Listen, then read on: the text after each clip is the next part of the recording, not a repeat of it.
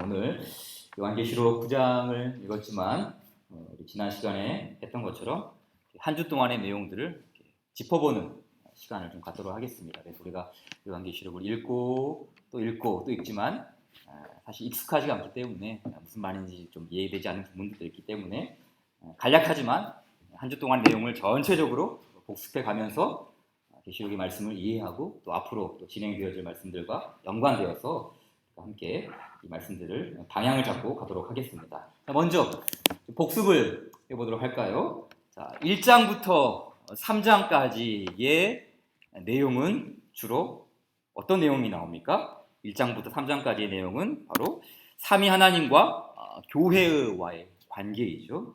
소아시아에 있는 7교회를 비롯한 모든 교회죠. 소아시아의 7교회만 아니라 그 7이라는 숫자를 통해서 모든 교회는 이 삼위 하나님께서 교회를 주관하시고 다스리신다라는 사실을 이 첫 장을 열자마자 우리 가운데 가르쳐주고 있죠. 따라서 교회는 주님의 말씀을 들어야죠. 성령이 교회들에게 하시는 말씀을 들을지어다 라고 하지 않습니까? 그래서 그 말씀 중에는 격려의 말씀도 있고 때로는 책망의 말씀도 있고 위로의 말씀도 있습니다. 그 모든 말씀들을 받아야 합니다. 왜냐하면 진정한 교회의 주치의이신 바로 이 삼위 하나님이 바로 교회의 치료자이시고 교회를 온전하게 하시는 분이기 때문에 그 교회의 처방전을 우리는 그대로 따라야 하는 것이죠. 그리고 4장과 5장에서는 이제 시선이 바뀝니다. 눈을 들어 하늘을 보라. 4장과 5장의 시선이 삼위 하나님의 보좌를 향하게 되죠. 사도 요한이 성령의 임재 속에서 하늘의 열린 문을 보게 되는데 그 열린 문은 좁은 문이죠. 좁은 문. 우리 예수님께서 좁은 문으로 들어가라. 그 열린 좁은 문, 그 좁은 문을 통과하여서 하늘의 보좌를 목도하게 됩니다. 이 보좌는 삼위 하나님의 보좌입니다. 그리고 하늘의 보좌와 이 땅의 보좌와 대비가 된다고 했죠. 아무리 강력한 로마 황제의 보좌라 할지라도 삼위 하나님의 보좌는 견줄 수 없거든요. 왜냐하면 그 보좌는 전능자의 보좌요, 세세토록 살아계시는 이의 보좌요, 또 우주적 통치자의 보좌이기 때문입니다. 더 나아가 그 보좌는 어린 양의 보좌이기도 하죠. 하나님의 보좌일 뿐만 아니라 어린 양의 보좌. 그래서 보좌 가운데 서신 그리스도, 그 보좌 가운데 계신 그 어린 양의 승리를 기념하면서 우리 주 그리스도께서 바로 그 보좌 위에 함께 성부 하나님과 통치하심을 보여주고 있는 말씀이죠. 그래서 어린 양은 자신의 피로 사람들을 사서 이 사람들을 사서 하나님께 드리셨습니다. 그래서 그 구원의 은혜를 입은 그 구속의 공로를 입은 백성들은 죄와 사망의 법에서 해방을 누리게 되고요. 더 나아가 주님과 함께 왕 노릇하는 신분, 새 신분도 주시죠. 그래서 왕 같은 제사장으로서 주님과 함께 왕 노릇하는 그런 새로운 신분 가운데 교회는 감사하고 찬송하고 주님께 영광의 노래를 드립니다. 무엇보다 이 승리의 노래를 부르게 되죠. 이게 바로 5장까지의 내용이죠. 6장으로 좀 이제 들어가 보겠습니다. 6장부터는 어떤 메시지가 나옵니까? 요한계시록 6장부터는 이제 심판의 메시지가 시작됩니다. 심판. 계시록에는 총 3가지의 심판 시리즈가 나오죠. 어떤 심판이 있습니까? 7 인심판, 그 다음 7 나팔 심판, 그리고 7 대적 심판이 시작이 됩니다. 여러분, 성경은 크게 2가지를 말합니다. 하나는 구원입니다. 성경의 메시지는 복잡한 게 아닙니다. 첫 번째는 구원이죠. 구원. 삼위 하나님은 우리를 구원하신다. 이 구원의 메시지죠. 구원의 메시지가 성경에 있습니다. 요한계시록도 구원의 메시지를 말씀하고 있지 않습니까? 구원하심이 보좌에 앉으신 하나님과 어린 양에게 있도다. 그 구원의 메시지를 요한계시록은 증언합니다. 그러나 또 하나 성경이 말씀하는 메시지는 무엇입니까? 구원의 반대편에 있는 심판이죠. 심판. 구원과 심판. 구원과 심판은 어떻게 보면 동전의 양면이라고 할 수가 있죠. 왜냐하면 하나님은 공의의 하나님이시기 때문에 주의 백성들을 구원하시기도 하지만 주님을 대적하고 주의 복음을 회방하는 자들에게는 심판할 수밖에 없는 그 공의의 하나님이 드러나고 있죠. 그래서 성경은 구원이 있음과 동시에 심판이 있고 그 심판 중에서도 긍휼을 베푸시는 그 하나님의 은혜가 다시 또 전개되고 있지 않습니까? 따라서 이 세상의 모든 사람들은 정확히 두 부류입니다. 딱 두 부류예요. 어린 양의 구속함을 입어 구원에 소속된 사람들이 있습니다. 주께서 사랑하신 택자들이요 삼위 하나님의 은혜를 입은 성도들입니다. 반면 하나님의 형벌에 속한 하나님의 형벌인 심판에 소속된 사람들도 있습니다. 구원에 소속된 사람, 심판에 소속된 사람, 정확히 두 부류죠. 중간 지대는 없죠. 뭐 천주교 로마 천주교처럼 연옥에 있다가 우리가 좀 공로를 쌓고 보상을 하면 천국으로 점프해 갑니까? 아닙니다. 구원과 심판 정확히 두 부류죠. 하나님을 대적하고 성령을 회방하고 어린 양의 공로를 받아들이지 않는 유기자들, 심판이죠, 심판. 그래서 이 4장과 5장에서는 삼위 하나님의 구원하심이 드러났다면 이제 6장에서부터는 심판이 드러났죠. 자, 우리 4장 1절을 먼저 읽어볼까요? 4장 1절. 이제 화면도 보셔도 되고요. 이왕이면 성경을 찾으면서 이렇게 보시면 좀 좋을 것 같아요. 그래서 4장 1절을 한번 보시고 밑줄도 긋고 메모도 하시고 우리가 좀 성경을 좀 공부하는 시간을 갖도록 하겠습니다. 4장 1절 같이 읽겠습니다. 시작. 이 일 후에 내가 보니 하늘에 열린 문이 있는데 내가 들은 바 처음에 내게 말하던 나팔 소리 같은 그 음성이 이르되 이리로 올라오라. 이후에 마땅히 일어날 일들을 내가 네게 보이리라 하시더라. 어떤 일이라고요? 마땅히 일어날 일이에요. 마땅히 일어날 일. 곧 성경이 두 가지 메시지. 구원과 심판. 그렇죠. 그 구원과 심판은 마땅히 일어날 일이라는 것이죠. 4장과 5장에 나오는 심판이요 6장 이하에 나오는 많은 심판들, 계속해서 일어나는 그 심판들이 마땅히 일어날 일이라는 것이죠. 4장부터 나온 게 아니죠. 사실은 이 말씀은 1장 볼까요? 1장 열어보세요. 1장 1절 맨 처음 말씀이죠. 요한계시록 1장 1절 1장 1절 시작. 예수 그리스도의 계시라. 이는 하나님이 그에게 주사 반드시 속히 일어날 일들을 그 종들에게 보이시려고 그의 천사를 그 종 요한에게 보내어 알게 하신 것이라. 성경 마지막 22장 요한계시록 22장으로 가보세요.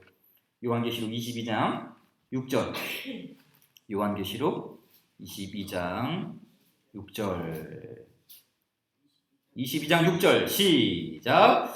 또 그가 내게 말하기를 이 말은 신실하고 참된지라. 주 곧 선지자들의 영의 하나님이 그의 종들에게 반드시 속히 되어질 일을 보이시려고 그의 천사를 보내셨도다. 아멘. 그렇죠. 중간중간마다 구석구석마다 이 요한계시록의 말씀은 마땅히 되어질 일 또한 반드시 그리고 속히 되어질 일. 결코 이 요한계시록에 있는 내용은 허구가 아니라는 것, 허구가 아니라는 것. 만들어낸 이야기가 아니라는 뜻이죠.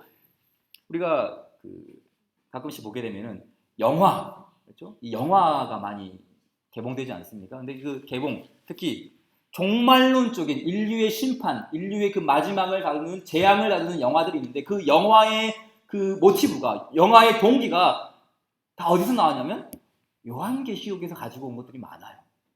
그런데 영화는 영화지요. 영화는 허구이지요. 영화는 꾸며낸 얘기예요. 그래서 어떤 같이 공부하는 사모님이 이제 목회를 하시는데 요한계시록 우리처럼 큐티를 하고 있는데 교인들이 그 종말론적인 그런 영화들이 있는데 우리 교인들과 함께 그거 봅시다. 그거 보지 말라 그랬어요.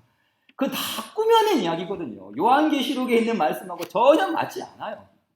하지만 여러분, 영화는 꾸며낸 이야기지만 하나님의 말씀이 성경에서 드러나고 있는 마땅히 되어질 일, 반드시 속히 되어질 일은 뭡니까? 이거는 주의 계시의 말씀이죠. 언젠가는 되고 안 될지도 모르는 그런 신빙성 없는 말이 아니라는 것 아니겠습니까? 이런 측면에서 그 심판의 내용을 우리가 함께 상고하자고요. 자, 다시 6장 1절로 와서 보겠습니다. 6장 1절 첫 번째 마디가 이렇게 시작하죠. 내가 봄에 사도 요한이 봤습니다. 하늘의 열린 문을 통해 봤습니다. 어린 양이 7인 중에 하나를 떼시는데 라고 했죠. 7인 중에 하나를 떼셨어요. 누가 떼셨습니까? 어린 양입니다. 하나님이 떼실 수도 있어요. 근데 어린 양이 떼셨다라고 하죠. 이 말은 어린 양이 곧 구원자이면서 동시에 또 무엇도 된다는 거예요? 심판의 주가 되신다는 뜻이죠. 그렇죠? 그래서 5장에서 누가 이 두루마리를 떼기에 합당하자 막 탄식하였는데 바로 그 어린 양, 구원의 주님은 동시에 심판의 주가 되신다는 사실을 드러내고 있지 않습니까? 그래서 이 요한계시록에는 하나님도 심판자로 나타나죠. 하나님. 전에도 계시고 이제도 계셨고 장차 오실 이 전능한 자라라는 그 말 자체가 심판의 주님이라는 뜻이에요. 심판의 하나님이라는 뜻입니다. 그러나 누구도 심판자로 서계신다고 하나님만 심판자가 아니라 예수 그리스도 성자 하나님 어린 양 역시 심판의 주님이십니다. 자, 5장 뒷장 넘겨서 5장 6절도 보세요. 5장 6절 어린 양이 어떻게 묘사가 되는지 한번 보겠습니다. 5장 6절 내가 또 보니 보좌와 내 생물과 장로들 사이에 한 어린 양이 서 있는데 일찍이 죽임을 당한 것 같더라. 그에게 무엇이 있어요? 7 뿔이 있어요. 7 뿔이 있어. 어린 양은 뿔이 있습니까? 없습니까? 없어요. 어린 양은 뿔이 없어요. 그런데 7 뿔이 있다라는 이 말은 뿔은 뭘 의미합니까? 권세와 능력입니다. 권세와 능력이죠. 이 뿔은 바로 예수 그리스도께서 심판의 주로서 가지신 권세와 능력과 위엄과 어미하심.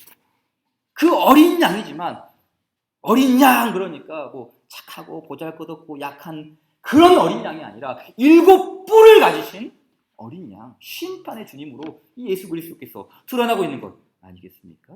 자, 그럼 이 어린 양으로부터 쏟아지는 심판, 그 심판의 대상이 누굽니까? 심판의 진노가 누구에게 쏟아지고 있습니까? 자, 6장 가봅시다. 6장 10절 읽겠습니다. 6장 10절 시작. 큰 소리로 불러 이르되 거룩하고 참되신 대주제여 땅에 거하는 자들을 심판하여 우리 피를 갚아주지 아니하시기를 어느 때까지 하시려 하나이까 하니. 자, 심판의 대상자가 누구로 나옵니까? 땅에 거하는 자들이에요. 땅에 거하는 자들. 물론 이 땅에 거하는 자들의 특징이 있죠. 이 땅에 거하는 자들은 먼저 하나님께 소속된 사람들이 아니죠. 이 땅에 거하는 자들은 소속이 다릅니다. 도리어 이 땅에 거하는 자들은 하나님을 대적하는 자들이죠. 주의 복음을 회방하고 성령을 대적질하고 그리스도의 말씀을 회방하는 주께 속한 사람들이 아니라는 것이죠. 땅에 거하는 자들. 자, 요한계시록 2장 13절에 뭐라 그랬습니까? 버가모 교회를 향해서 이렇게 말씀했죠. 네가 어디에 사는지를 내가 아노니. 여기는 땅을 의미해요. 땅.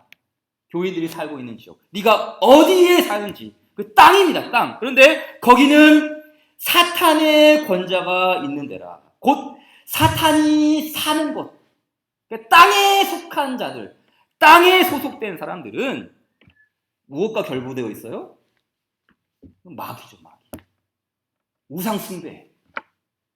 사탄의 권좌와 함께 결부되어서 하나님을 대적하고 하나님을 믿지 아니하고 예수 그리스도를 회방하면서 복음을 떠나버린 바로 이 땅에 속한 땅에 거하는 자들이 바로 그 예수 그리스도의 진노의 심판 속에 들어가는 것 아니겠습니까? 물론 이것은 버가모 교회만이 아니라 이 세상의 모든 그래서 고린도후서 4장을 보게 되면 뭐라고 그랬어요? 이 세상의 신이 마귀라고 그랬거든요. 이 세상의 신은 마귀다. 사탄의 보좌가 있거든요. 따라서 땅에 속한 자들은 단순히 이 땅에 몰묵어 있는 그냥 모든 사람, 불특정 다수를 말하는 것이 아니라 사탄을 숭배하고 하나님을 대적하는 존재 뿐만 아니라 그들은 교회를 박해하죠. 그렇죠? 이 버가모 교회 사탄의 권자가 있는데 그런데 그 버가모 교회에서 순교자가 나오지 않습니까? 안디바. 사탄이 사는 곳에서 이 그리스도와 그리스도의 교회인 성도들을 박해하고 핍박하죠. 사탄의 하수인들이 성도를 죽음으로 몰아가는 것입니다. 그렇다면 이렇게 하나님을 대적하고 교회를 박해하는 이 땅에 사는 자들에게 무엇이 기다리고 있습니까? 8장 봅시다. 8장 13절. 8장 13절. 같이 읽을까요? 8장 13절 시작. 내가 또 보고 들으니 공중에 날아가는 독수리가 큰 소리로 이르되 땅에 사는 자들에게 화가 있으리니 이는 새 천사들이 불어야 할 나팔 소리가 남아있음이로다 하더라. 그렇죠. 땅에 사는 자들에게는 몇 번을 반복했습니까? 3번. 완전한 숫자죠. 단순히 이 땅에 살았기 때문에 심판을 받는 게 아니라 그들은 소속이 달랐거든요. 소속이. 13장 갑시다. 13장. 보세요. 13장. 요한계시록 13장. 8절 찾아보세요. 13장. 8절. 그 땅에 속한 자들이 어떤 행위를 하는가? 13장 8절 시작. 죽임을 당한 어린 양의 생명책에 창세 이후로 이름이 기록되지 못하고 이 땅에 사는 자들은 다 그 짐승에게 경배하리라. 그렇죠. 사탄. 마귀 숭배자들이죠. 그들은 경배의 대상이 다릅니다. 숭배의 대상이 달라요. 찬양의 대상이 달라요. 감사의 대상이 다르죠. 삼위 하나님을 경배하는 사람들이 있는가 반면에 짐승을 경배하는 사람들이 있습니다. 사탄의 보좌, 자신의 우상을 만들고 자신이 사랑하는 것들을 숭배하면서 그 하나님을 떠나버린 악한 자들의 심성인 것이죠. 결국 이 어린 양의 진노는 누구에게 쏟아집니까? 어린 양에게 속하지 않은 사람들이죠. 주를 대적질하는 자들입니다. 아무리 세상에서 높은 자리를 차지하고 사탄의 하수인으로서 이 세상에서 부귀 영화를 누릴 수도 있어요. 그러나 그 결국은 심판이 아니겠습니까? 심판. 6장 갑시다. 6장 15절. 6장 15절부터 17절까지 같이 읽을까요? 6장 15절부터 17절 시작. 땅의 임금들과 왕족들과 장군들과 부자들과 강한 자들과 모든 종과 자유인이 불과 산들의 바위 틈에 숨어 산들과 바위에게 말하되 우리 위에 떨어져 보좌에 앉으신 이의 얼굴에서와 그 어린 양의 진노에서 우리를 가리라. 그들의 진노의 큰 날이 이르렀으니 누가 능히 서리요 하더라. 그렇죠. 어린 양의 진노에서 그 누가 능히 서리요. 아무도 설 수 없다는 것이죠. 그 어린 양의 심판에서 피할 수 있는 자가 누구이랴? 아무도 없습니다. 아무도 없죠. 그러나 어린 양의 진노에서도 당당하게 설 자가 있습니다. 누구입니까? 어린 양 예수 그리스도께 속한 사람들이죠. 그렇죠? 7장 9절을 보세요. 7장 9절. 7장 9절. 같이 한번 읽을까요? 7장 9절. 시작. 이 일 후에 내가 보니 각 나라와 족속과 백성과 방언에서 아무도 능히 셀 수 없는 큰 무리가 나와 흰 옷을 입고 손에 종려 가지를 들고 보좌 앞과 어린 양 앞에 섰다 그랬거든요. 6장 17절에서는 누가 능히 서리요? 그 심판의 진노 앞에 누가 능히 서리요? 그랬는데 누가 섰습니까 지금? 아무도 능히 셀 수 없는 큰 무리는 어린 양 앞에 서 있어요. 그렇죠. 이 어린 양 앞에 서 있는 아무도 셀 수 없는 큰 무리는 바로 그 인문단에 있는 14만 4천에 속한 사람들이죠. 이 14만 4천 명을 포괄하는 모든 하나님의 백성들, 모든 믿는 자들, 모든 성도들이죠. 그들은 삼위 하나님께 소속된 자들입니다. 이 부분에서 조금 이제 더 중요하게 좀 짚어야 될 부분이 있는데, 자, 14만 4천 명, 잘 아시죠? 14만 4천 명은 뭘 받았습니까? 그렇죠. 이마에 인을 받았죠. 그렇죠. 인을 받았습니다. 이 인침은 보호를 상징합니다. 인침은 보호를 상징합니다. 그래서 그 진노의 날에 누가 능히 서리요 그랬는데 인침을 받은 성도들은 보호를 받고 어린 양 보좌 앞에 함께 서죠. 찬송하고 경배하고 감사드리죠. 어린 양의 진노에서는 지키심을 받았습니다. 그러나 어린 양의 진노에서는 보호는 받았지만 예외가 있습니다. 참 어떤 경우든 예외가 있죠. 예외가 있어요. 어떤 거에서 좀 제외가 됐을까요? 어린 양의 진노에서는 보호를 받았지만 짐승의 진노에서는 제외가 됩니다. 즉 고난과 시련이 남아있다는 거예요. 그 어린 양의 최후 심판에서는 보호는 받지만 그러나 이 세상에서 믿음과 신앙과 이 삶의 자세를 가지고 살아갈 때 그 짐승의 진노가 찌른다는 거예요. 공격한다는 거예요. 공격한다는 것이죠. 6장 9절을 보세요. 6장 9절. 어떤 말씀이 나옵니까? 6장 9절 같이 읽을까요? 6장 9절 시작. 다섯째 인을 떼실 때에 내가 보니 하나님의 말씀과 그들이 가진 증거로 말미암아 죽임을 당한 영혼들이 제단 아래에 있다. 그렇죠. 자, 어린 양 예수 그리스도처럼 이 성도들 죽임을 당했습니다. 어린 양이 죽임 당한 것처럼 이 성도들도 죽임을 당했습니다. 무엇 때문에 죽임을 당했나요? 하나님의 말씀과 그들이 가진 증거죠. 복음, 진리, 예수 그리스도 아니겠습니까? 그럼 여러분 생각해 보세요. 이 사람들은 14만 4천에 포함됩니까? 포함되지 않습니까? 포함되죠. 그렇죠. 포함되죠. 인침을 받았지 않습니까? 하나님의 진노의 날에 보호해 주겠다라고 인침을 받았어요. 그러나 하나님의 보호하심이 있었지만 그 짐승의 진노, 이 세상의 공격, 주의 말씀과 그들이 가진 증거로 말미암아 죽임을 당했다. 예외가 있었다는 것이죠. 예외가.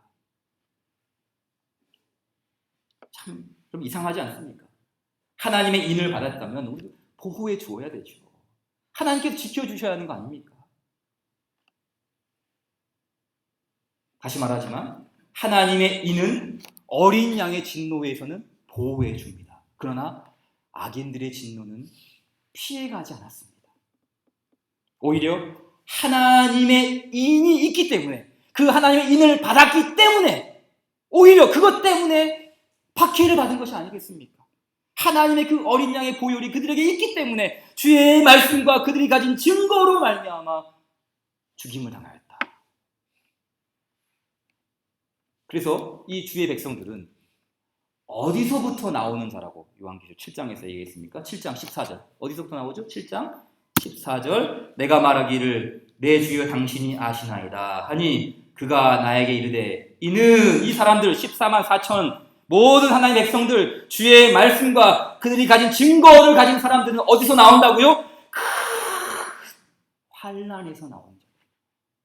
여러분, 이거 우리가 놓쳐서는 안 되죠. 최후의 궁극적인 심판의 날에는 우리가 어린 양의 진노에서는 보호를 받습니다. 그러나 때로는 신앙으로 살다가 우리 초대교회 믿음의 선배들처럼 어려움 당할 때가 있죠. 지금도 온 세계 곳곳에서 바로 이 주의 말씀과 그들이 가진 증거로 말미암아 핍박과 고난을 당하는 성도들이 왜 없겠습니까? 오늘날에도 마찬가지죠. 대한민국 이 시대에도 신앙으로 살고자 하는 것 때문에 손해보고 때로는 고난을 당하고 이 믿음으로 산다는 그 이유 하나 때문에 하나님의 그 진노에서는 우리가 보호를 받겠지만 악한 자들이 왕따시키죠. 너만 꼭 그렇게 사냐? 꼭 이렇게 할 필요가 있냐? 함께 우리도 어울리자. 이런 세상의 왕따. 바로 오늘날에 동일하게 신앙 가운데 살아가는 사람들에게 이런 모습들이 있는 거 아니겠습니까? 그러나 이 사람들 큰 환난에서 나오는 자이지만 이건 절대 폐잔병이 아닙니다. 폐잔병, 그래서 발을 절뚝거리고 막 머리도 흥크러지고 옷도 막 뭉개지고 어쩔 수 없이 막 동료를 부축하면서 폐잔병처럼 큰 환난에서 나오는 자들이 아니죠. 여러분, 이 어린 양의 이 진노 가운데서 구원받고 그리고 이 큰 환난에서 나오는 비록 고난과 세상의 왕따가 있었다 할지라도 여기서 나오는 성도들은 어떤 성도들입니까? 승리의 성도들이에요. 승리. 그렇죠. 승리의 모습으로 당당하게 개선가를 부르고 어린 양 예수 그리스도와 함께 승리의 노래를 부르면서 큰 환난에서 나오는 성도들이에요. 결코 패잔병이 아니죠. 요한계시록 3장 10절을 보십시오. 요한계시록 3장 10절. 빌라델비아 교회 주신 말씀이죠. 요한계시록 3장 10절.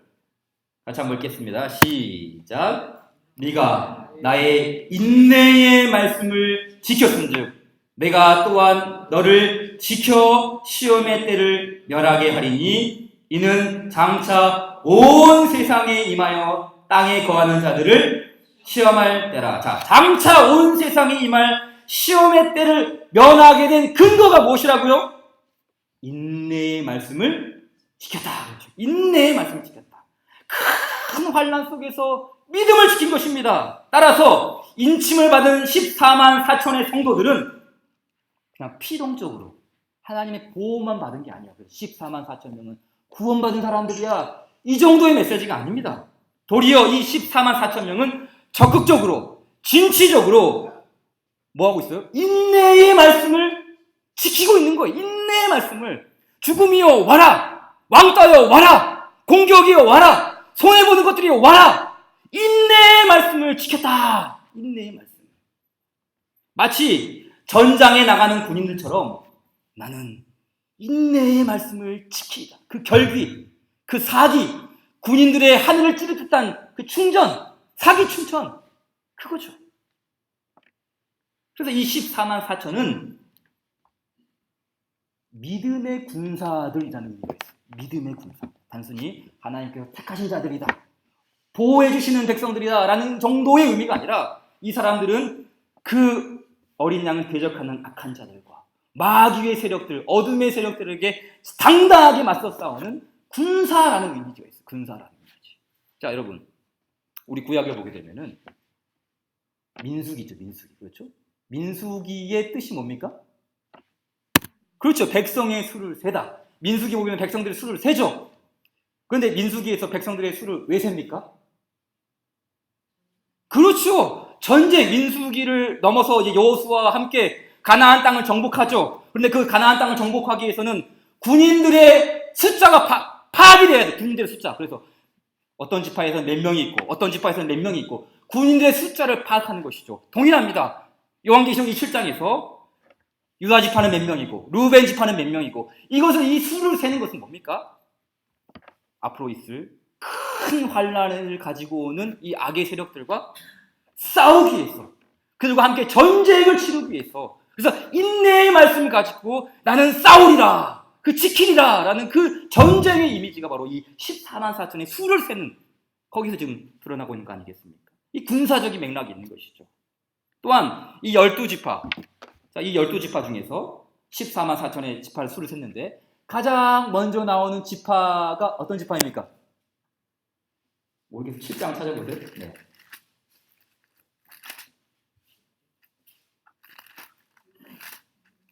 어떤 지파죠? 네, 그렇죠. 유다 지파죠. 유다 지파. 그렇죠?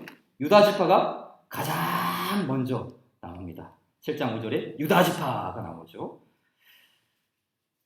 자, 왜 유다 지파가 먼저 나왔을까요? 예수님이 유다 지파지 않습니까? 그렇죠. 예수님이 유다 지파죠. 그 뒤에 있는 5장 5절 보세요. 5장 5절.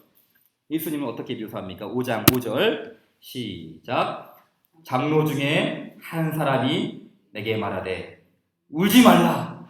유다 지파의 사자 다윗의 뿌리가 이겼으니 그 두루마리와 그 7인을 떼시리라 하더라. 자, 예수님은 짐승 중에서 가장 용맹하다고 할 수 있는 유다 지파의 사자.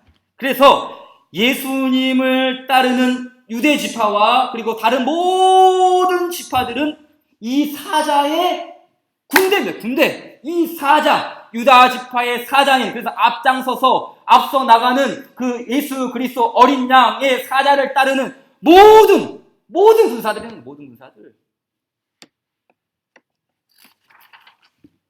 이들은 어떻게 싸웠습니까?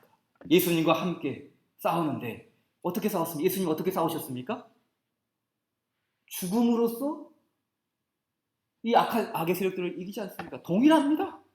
이 예수님을 따르는 모든 군사들도 죽음으로써 인내의 말씀을 지키죠. 12장 요한계시록 12장 11절 같이 읽겠습니다. 12장 11절 시작. 또 우리 형제들이 어린 양의 피와 자기들이 증언하는 말씀으로써 그를 이겼으니 그들은 죽기까지 자기들의 생명을 아끼지 아니하였도다. 아멘. 인내의 말씀을 지켰는데 그건 단순히 참을 린 3번을 외치고 끝난 게 아니라 죽기까지 자기들의 생명을 아끼지 아니하였다. 어린 양 예수 그리스도께서 죽음으로써 생명과 사망을 쟁취하시고 모든 악의 세력을 이기셨던 것처럼 동일하게 그 어린 양 예수 그리스도께 속한 군사들도 죽기까지 자기의 생명을 아끼지 아니하였다. 그래서 삼위 하나님은 이 충성스러운 군사들에게 무엇을 입혀주십니까? 어떤 옷을 입혀주죠? 무슨 색깔의 옷이죠? 흰옷이죠. 흰옷. 그렇죠. 그러니까 이 흰옷이라는 말은 2가지 의미가 있어요. 정결의 의미, 순결의 의미도 있고요. 또 이 흰옷이라는 의미는 승리의 옷. 그래서 그 당시 로마 시대에 전쟁에서 승리하고 돌아온 장군이나 올림픽에서 메달을 따고 돌아온 사람들은 무슨 색깔의 옷을 입었을까요? 흰옷을 입은 것입니다. 이 승리의 옷이죠. 승리의 옷. 자, 말씀 읽어볼까요? 6장 9절, 11절 시작. 5째 인을 떼실 때에 내가 보니 하나님의 말씀과 그들이 가진 증거로 말미암아 죽임을 당한 영혼들이 제단 아래에 있는데 그들에게 각각 흰 두루마기를 주셨다. 흰 두루마기. 그렇죠. 결코 이 사람들의 순교가 패잔병이 아니라는 거예요. 진정한 승리가 무엇인가? 또 7장 14절 시작. 내가 말하기를 내 주여 당신이 아시나이다 하니 그가 나에게 이르되 이는 큰 환난에서 나오는 자들인데 어린 양의 피에 그 옷을 씻어 희게 하였느니라. 아멘. 그렇죠. 큰 환난에서 나오는 자들이지만 결코 옷이 더러워지지 않았어요. 결코 옷이 찢어지거나 헤어지거나 뭉개지지 않았어요.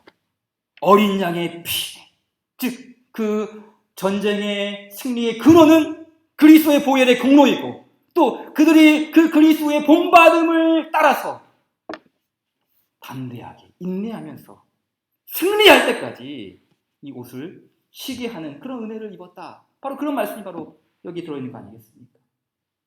마찬가지입니다. 아무도 능히 셀 수 없는 큰 물이 고난을 받았습니다.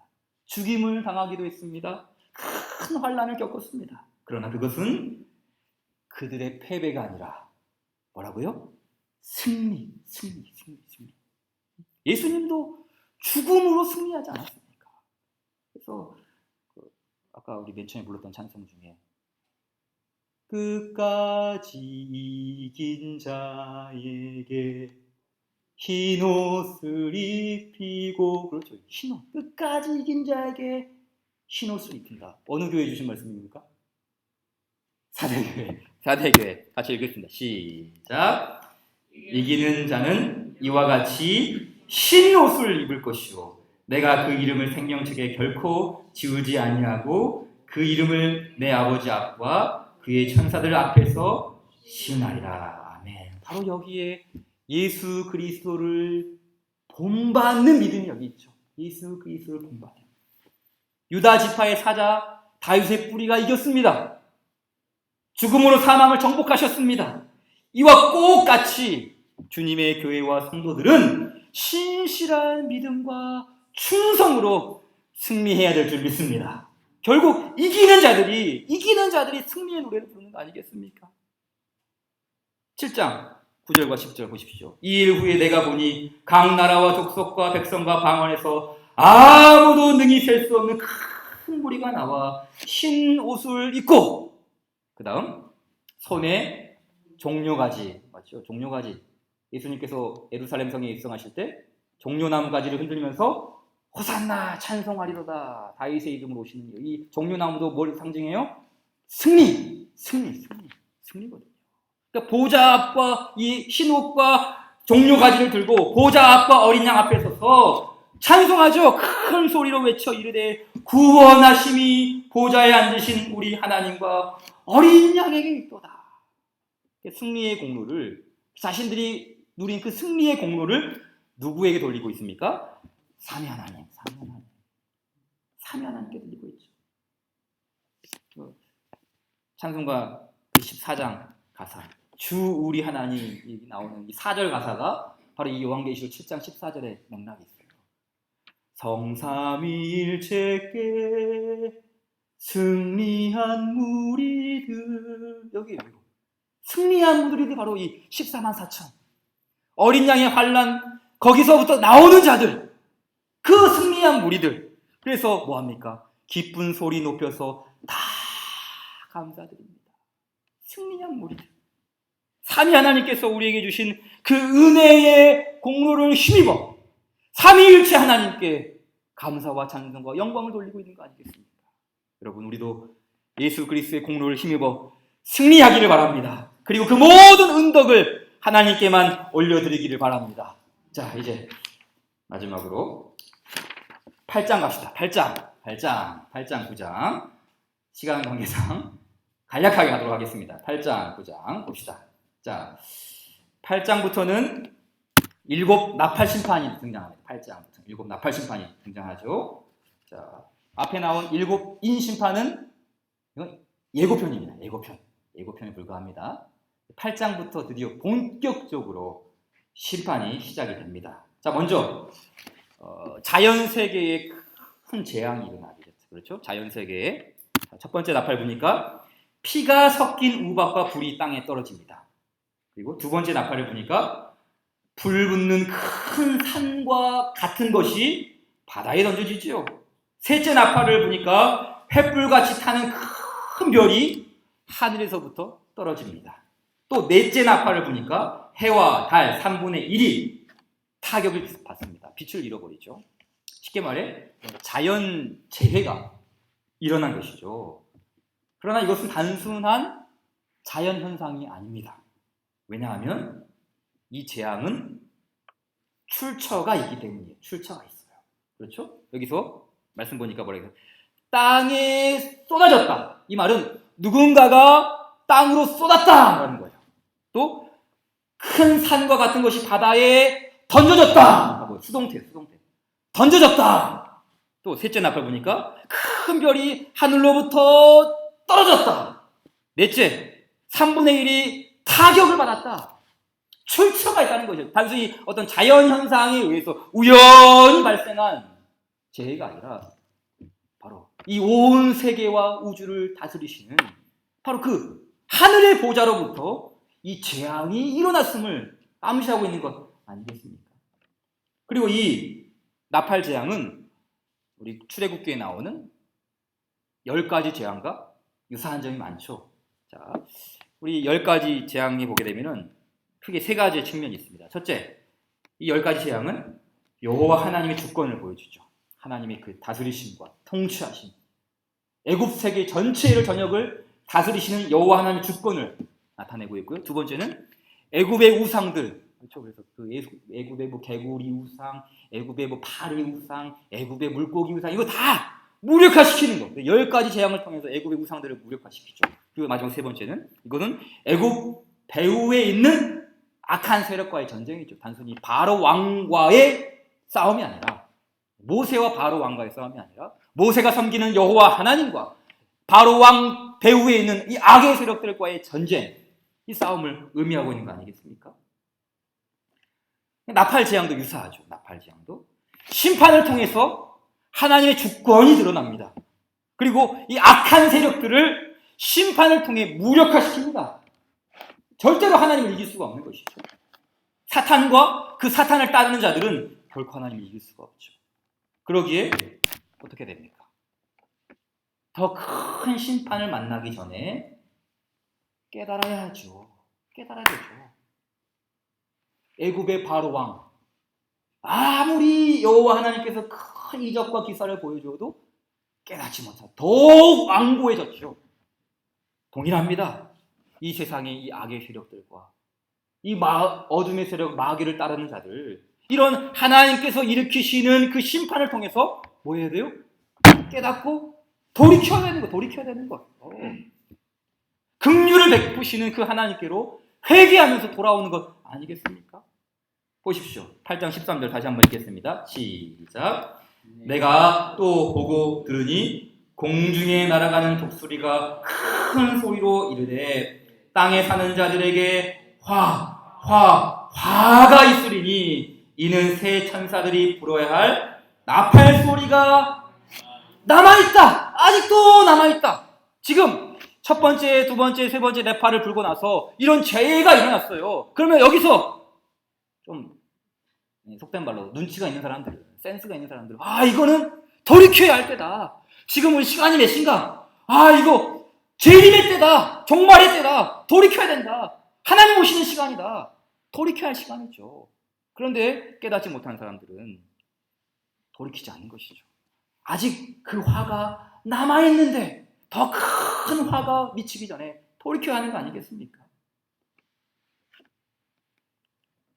그래서 이 8장 14절 이후에는 더 끔찍한 심판이 시작되죠. 이 8장 전반부에는 자연재해의 심판이 임했죠. 그렇죠? 자연의 심판이 임해서 그 자연 때문에 사람들이 피해를 입었는데, 이번에는 이건 직접적입니다. 자연을 통해 심판한 게 아니라 하나님께서 그 사람을 직접 심판하시죠. 볼까요? 요한계시록 9장 4절 같이 읽겠습니다. 시작. 그들에게 이르시되 땅에 풀이나 푸른 것이나 각종 수목은 해하지 말고 오직 이마에 하나님의 인침을 받지 아니한 사람들만 해하라 하시더라고요. 사람에게 향합니다.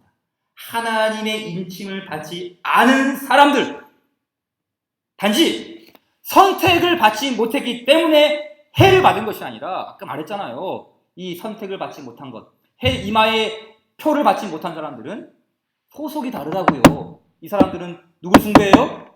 마귀를 숭배하죠. 복음을 대적하죠. 주의 말씀을 회방합니다. 소속이 다르기 때문에 이마에 표를 받지 않는 것이죠. 그래서 단지 택자가 아니기 때문에 해를 받으면은, 그럼 나는 그렇게 운명이 그렇게 태어났는데 어쩌란 말입니까? 아니라는 거예요. 그게 운명론이 아니라는 것이죠. 마귀를 숭배하고 하나님을 대적하는 이 복음의 해방자들, 그들에게 남아있는 것은 바로 이 심판. 근데 여러분, 더 이상한 게 있어요. 이 사람들은 사탄의 숭배자들이 않습니까? 로마 황제를 숭배하면서 그 뒤에 있는 마귀를 숭배합니다. 그러면 마귀가 지켜줘야 되죠. 마귀가 감싸 보호해 주어야 되지 않겠습니까? 그런데 이 어둠의 세력들은 절대 그렇지 않습니다. 여러분, 우상의 특징 중에 하나가 뭔지 아십니까? 우상의 특징 중 하나는 자기를 따르는 자들을 반드시 망하게 한다는 거예요. 자기를 따르는 자들을 반드시 망하게 하는 것이 우상이 우상. 그러니까 내가 만든 우상도 사실은 나를 망하게 하는 우상이고, 내가 섬기는 악의 세력도 사실은 나를 망하게 하는 것이죠. 모든 우상들, 내 마음의 속에서부터 우러나오는 우상 공장에서부터 나오는 모든 우상들 다 사실은 나를 행복하게 하는 것 같지만 사실은 다 나를 망하게 하는 것. 필망이죠. 반드시 망합니다. 반드시. 자, 요한계시록 9장 11절 같이 한번 읽어볼까요? 9장 11절 읽겠습니다. 시작. 그들에게 왕이 있으니 무저갱의 사자라. 히브리어로는 그 이름이 아바돈이요 헬라어로는 그 이름이 아볼루온이더라. 자, 사탄의 정체가 밝혀지죠. 이름이 뭐라고요? 아바돈 그리고 아볼루온입니다. 이 아바돈, 아볼루온이라는 뜻은 파괴자 혹은 멸망시키는 자라는 뜻이 있습니다. 그러니까 뭐예요? 자기를 따르는 자들을 필망, 반드시 망하게 하는 자들, 반드시 파괴하는 자들이에요. 반드시. 자기를 따르는 자들을 보호해주는 것이 아니라 결국은 망하게 하는 것이죠. 근데 여러분, 더 재미있는 것은 이 사탄 역시 최후에는 자기도 멸망하죠.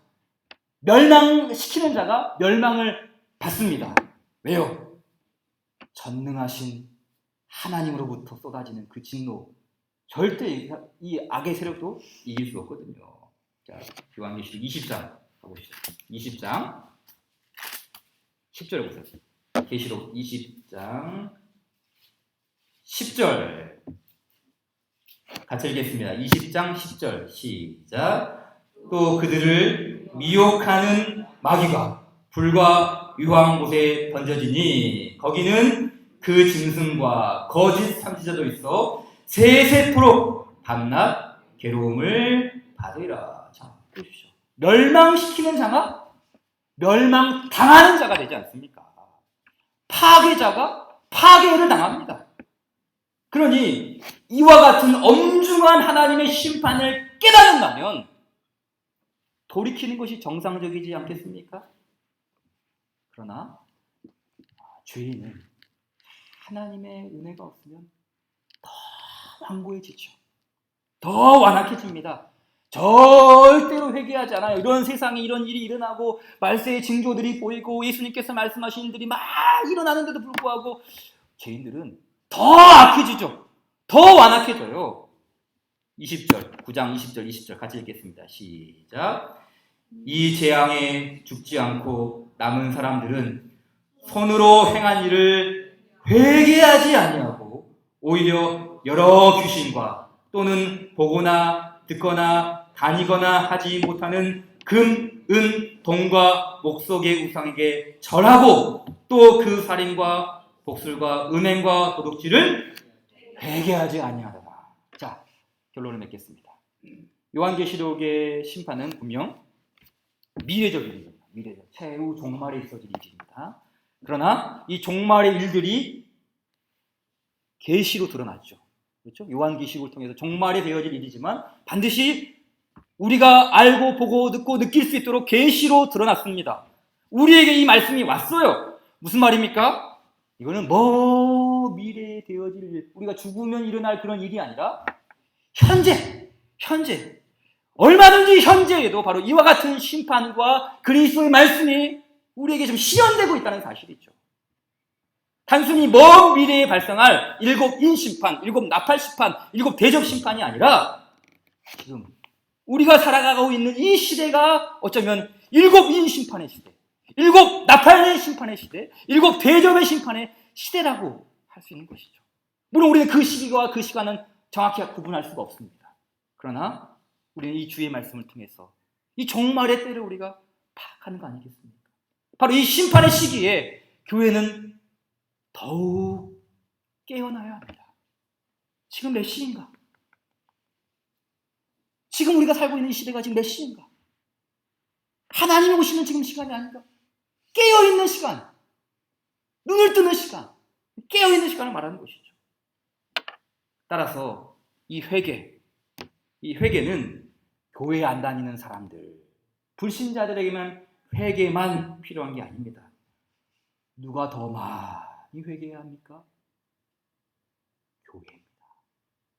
성도들입니다. 주의 신자들이죠. 예수님께서 7교회에 주신 마지막 말씀 중에, 마지막 그 권면의 말씀 중에, 마지막 그 명령의 말씀이 뭔지 아십니까? 마지막 말씀, 요한계시록 7교회에 주신 마지막 말씀 중에 마지막 단어가 뭡니까? 찾아봅시다. 3장 갑시다. 3장, 요한계시록 3장 19절. 그렇죠? 라오디게아 교회를 마지막으로 하면서 마지막 명령을 주십니다. 3장 19절 시작.